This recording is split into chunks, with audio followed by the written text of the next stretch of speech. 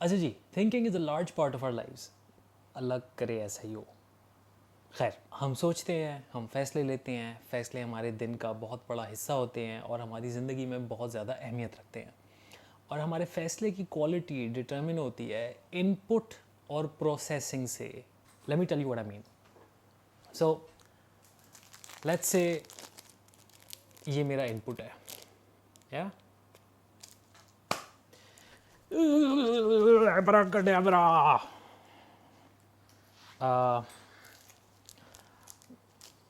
खाली रैपर ही निकला, अजीब सा।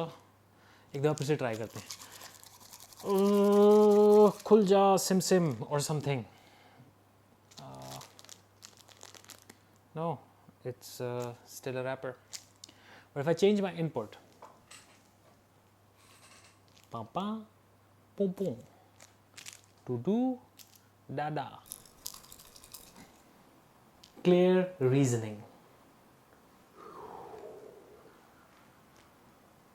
So I get the output that I was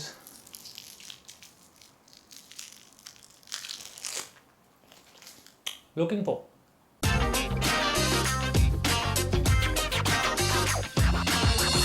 This is the magic of clear thinking. अगर हम अपनी थिंकिंग को रीजनेबल रखेंगे, लॉजिकल रखेंगे, फेयर रखेंगे, तो हम बेहतर नताइज पे पहुंच सकेंगे, लजीज नताइज पे पहुंच सकेंगे। अब इसका एक बड़ा सादा सा फ्रेमवर्क है, बड़ा इजी टू रिमेंबर, वो छोटा कर देते हैं ना फ्रेमवर्क। तो दिस वंस कॉल्ड कार्लफिर framework, CARLFR. You gotta be clear, accurate, relevant, logical, fair and reasonable. मेरे साथ बोलें, clear, accurate, relevant, logical, fair, reasonable. It's not that difficult. बड़े सादा से points हैं ये.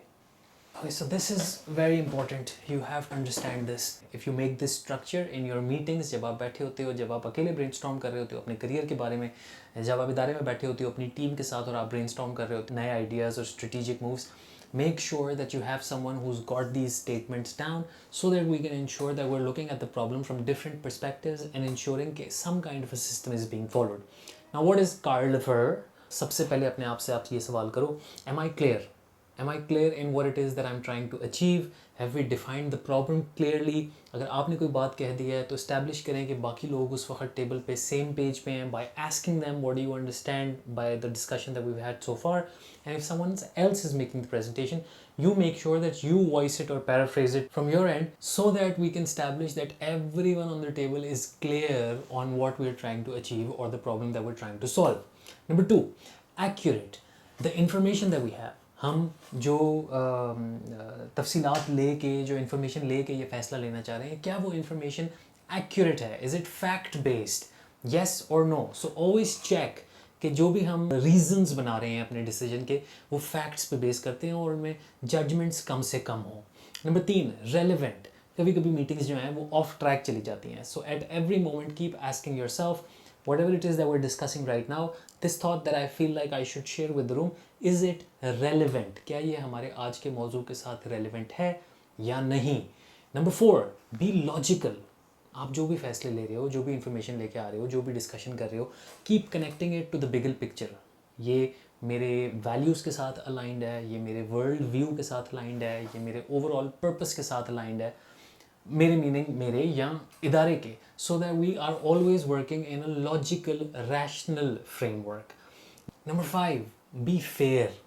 कोशिश करें कि गुफ्तगू के दौरान जब भी कोई नया नज़रिया पेश करें, कोई ख्याल पेश करें, तो ये जांच लें कि क्या ये फेयर है, इसमें जो स्टेक होल्डर्स इन्वॉल्व हैं क्या उनके साथ ये एक फेयर एक्सपेक्टेशन है, एक फेयर अजम्पशन है, क्या हम अंडर एस्टिमेट या ओवर एस्टिमेट तो नहीं कर रहे इम्प्लीकेशंस को of this decision. So it's very important that we keep an eye and make sure that we're being fair. And lastly, be reasonable. Reasonable होना ये कहता है कि भाई depending on the size of the decision and the implications of the decision, you allocate आपने कितना वक्त देना है इस discussion को. अगर एक छोटा सा operational फैसला है तो you don't need to spend a lot of time. Often times मैं जब गुफ्तगू करता हूँ detailed thinking की तो लोग कहते हैं इतना टाइम किसके पास है सर, क्या बात कर रहे हैं आप, इतना वक्त थोड़ी कोई लगा सकता है। बिल्कुल नहीं लगा सकता, मैं चाहता भी नहीं हूँ कि आप कमीज़ का रंग चूज़ करने के लिए 10 घंटे लगाएं। But if it's a bigger decision, if it has relatively longer term repercussions, if it's a strategic decision, then please give it the due time and effort. Please make some effort to get the information that will enable you to make good decisions. Please make some effort to reach out to different stakeholders to get their perspectives. Please make the effort to make sure that you have facts with you. Please make sure that you make an effort to understand other people's perspectives and are fair with them as well.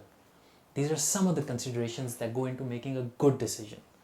Remember, if we can clarify our thinking, we can make better decisions. And if we can make better decisions, we can hopefully get better results. अपना बहुत ख्याल रखें.